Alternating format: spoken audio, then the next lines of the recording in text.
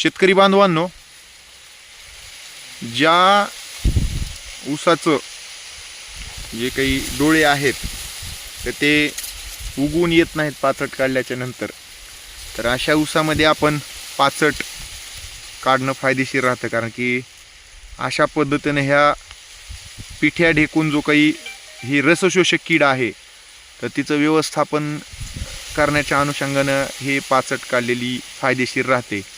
आता ह्याचा प्रादुर्भाव जर जास्त असेल तर त्या ठिकाणी आपण व्यवस्थापनाच्या उपाययोजना करणं गरजेचं आहे. अन्यथा प्रादुर्भाव कमी असेल तर त्या ठिकाणी कुठल्याही प्रकारच्या आपण म्हणजे जास्त कीटकनाशक किंवा त्याच्या जास्त ह्याच्यात हे करण्याची काही आवश्यकता जे आहे ते त्या ठिकाणी नाही आहे.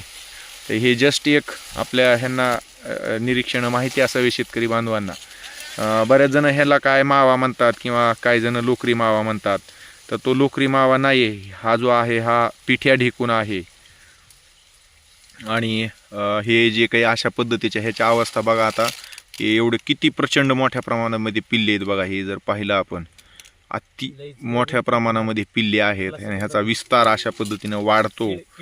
आणि म्हणून जे आहे ते आपण या ठिकाणी काय करायला पाहिजे की हे अशा जर आपल्याला हे अवशेष असे त्याचे दिसले किंवा असे प्रादुर्भाव दिसला तर हे पाचट काढून जे आहे तर हे सर्व ऊसापासून हे काढून जे आहे तर हे सगळं जे आहे ते आपण नष्ट करावं.